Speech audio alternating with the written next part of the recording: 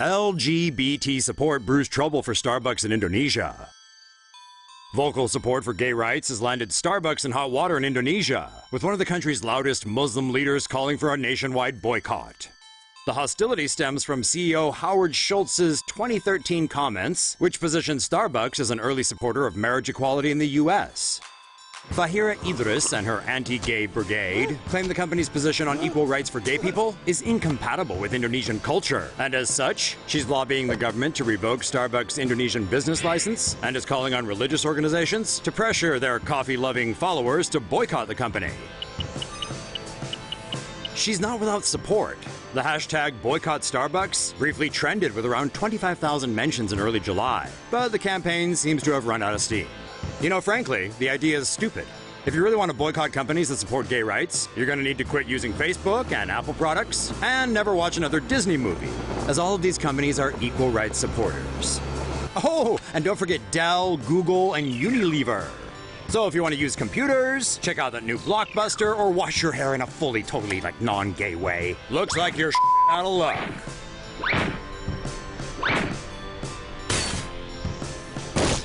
Unsurprisingly, many Indonesians, Muslims and otherwise, have called the boycott campaign moronic, citing it as another example of religious fanatics trying to tell people how to live. Still, Starbucks may not completely be out of hot water, as the boycott campaign has reportedly spread to neighboring Malaysia. Say no to safe spaces on YouTube. Support TomoNews at patreon.com/TomoNews. More coverage on LGBT issues is coming right up, so keep watching. I want to thank all President Obama owns heckler at White House LGBT event. President Obama was heckled by an undocumented transgender Mexican woman at an invite-only LGBT rights event at the White House on June 24. The trans woman was identified as Geneset Gutierrez.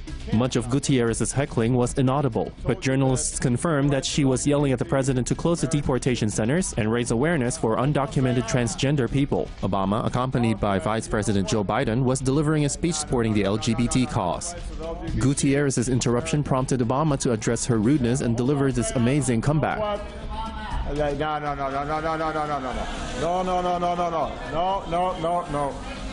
Hey. Yeah, listen. You're in my house. The heckler continued voicing her grievances, causing the annoyed audience to give her a taste of her own medicine. I'm sorry. I'm sorry.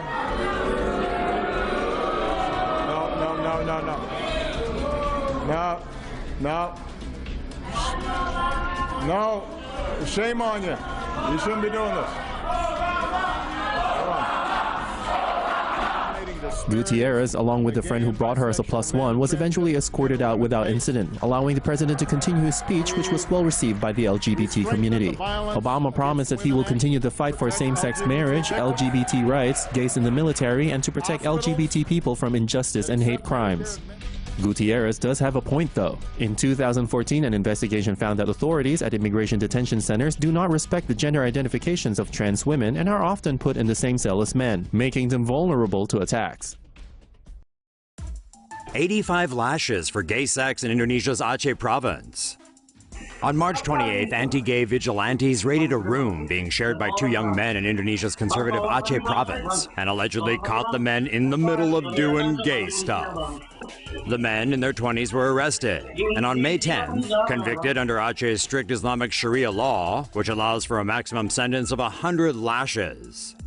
Media reports say prosecutors sought 80 lashes, but the panel of judges in the provincial capital apparently thought that was insufficient and doled out 5 more each. Evidence given in the trial included testimony from a witness who admitted to spying on the pair through a hole in a wall, which is not weird at all, right? That testimony and the vigilante's video was enough evidence for the judges, and one of the defendants began weeping when he heard his fate. The sentence will be carried out before the Muslim holy month of Ramadan begins on May 23rd. The physical punishment will mark the first ever caning for being gay or gay sex in this deeply conservative corner of Indonesia. Speaking to the BBC, a local LGBT rights activist called the sentence a setback for the country and said consensual sexual behavior among adults should not be criminalized. Mass arrest made when Jakarta police raid gay sauna party.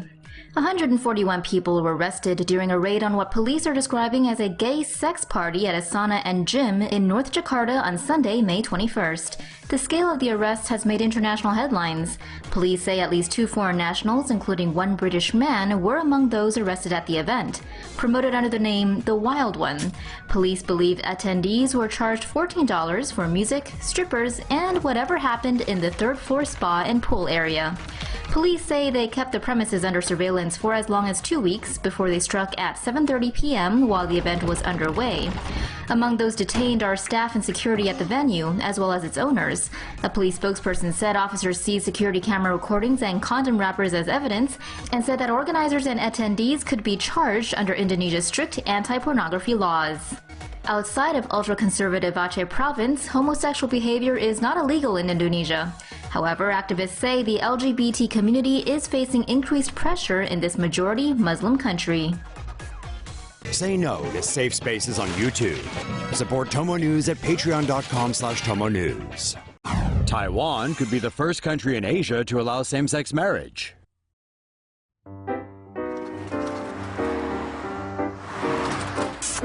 Same-sex marriage is becoming commonplace in the West, but it's encountered firm resistance in Asia.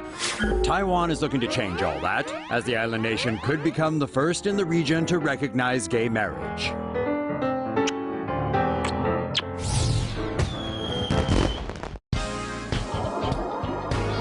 President Tsai Ing-wen supports legalizing same-sex marriage and feels that it would further strengthen society. Her Democratic Progressive Party is largely in favor of the move.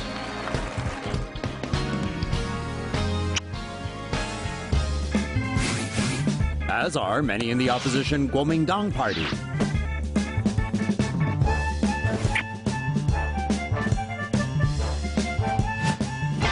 Of course, not everyone is on board with the 3 bills currently working their way through the legislature, which would legalize same-sex marriage.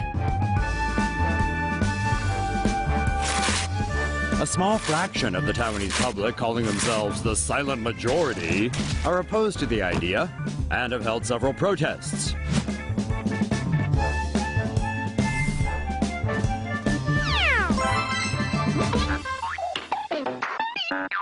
But attitudes are changing in Taiwan, with many in the younger generation in favor of marriage equality. If Taiwan can get this passed, it would be a huge step in the right direction and a victory for human rights.